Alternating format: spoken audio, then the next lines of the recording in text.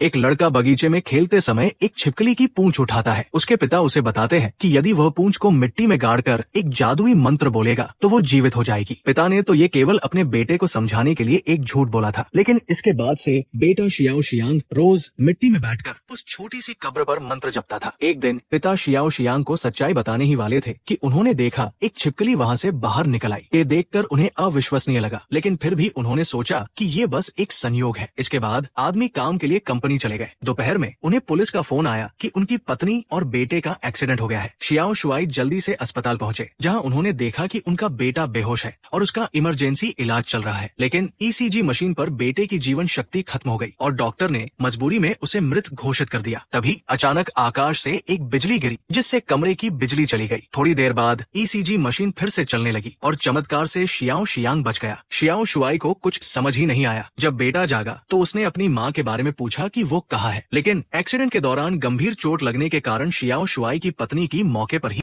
हो गई थी। रात को शियाओ शुआई अपनी पत्नी की तस्वीरों को देखते हुए बहुत दुखी थे। तभी बेटा उनके पास आया और अपनी माँ की एक कटी हुई निकाली। शियाओ शियांग को लगा कि अगर वह इस उंगली को मिट्टी में गाड़ देगा तो उसकी माँ भी जीवित हो जाएगी। शियाओ शुआई ने अपने प्यारे बेटे को रोका नहीं और उसे गले लगा लिया। अगले दिन हाशिमोतो कान्ना भी शियाओ शुआई की पत्नी की श्रद्धांजलि सभा में आई। हाशिमोतो ने कोने में उदास बैठे शियाओ शियांग को देखा और उसे सांत्वना देने के लिए आगे बढ़ने की सोची, लेकिन शियाओ शियांग उसे एक अजीब नजर से घूरने लगा। इससे हाशिमोतो को 7 साल पहले हुई कुछ बातें याद आ गई। दरअसल 7 साल पहले शियाओ शुआई और हाशिमोतो एक ही कंपनी में काम करते थे। उस समय हाशिमोतो को बहुत हैंडसम और मेहनती शियाओ शुआई बहुत पसंद थे। एक रात हाशिमोतो को उसके बॉस ने जानबूझकर देर तक काम करने के लिए मजबूर किया और उन्हें परेशान करने की कोशिश की। अच्छी बात ये हुई कि तभी शियाओ शुआई वहाँ समय पर आ गए और उस बुरे बॉस को रोक दिया। घबराई हुई हाशिमोतो ने शियाओ शुआई को गले लगा लिया। तभी शियाओ शुआई को उनकी पत्नी का फोन आया और वो जल्दी से हाशिमोतो से विदा लेकर चले गए। इसके बाद से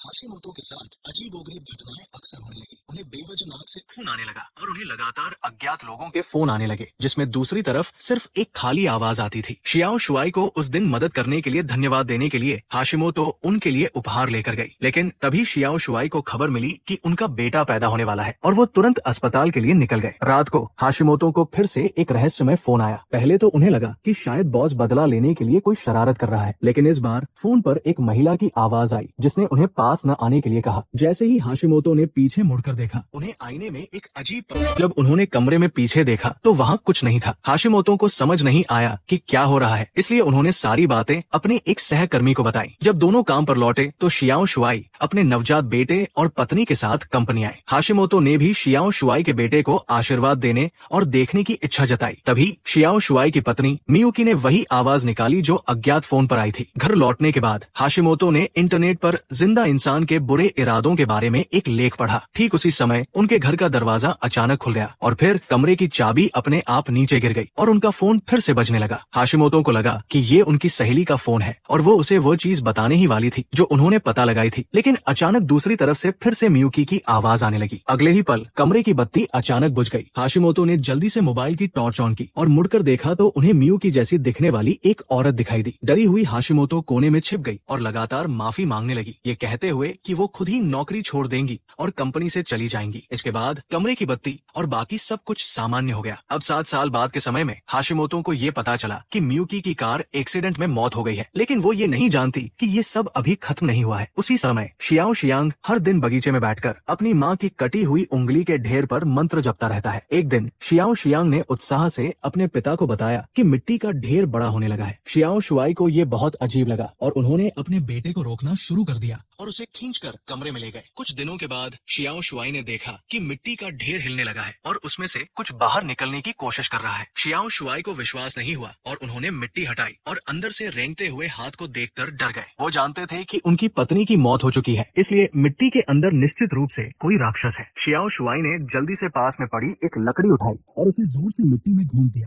जिससे वो राक्षस वापस कीचड़ में चला गया। लेकिन शियाओ शुआई को अभी भी ये नहीं पता था कि मिट्टी के अंदर की चीज उनकी अपनी पत्नी मियुकी है। और जैसे ही शियाओ शुआई की पत्नी जीवित हुई, हाशिमोतो को फिर से अजीबोगरीब चीजें अनुभव होने लगी। हाशिमोतो जब घर जा रही थी, एक लड़का बगीचे में खेलते समय एक छिपकली की पूंछ उठा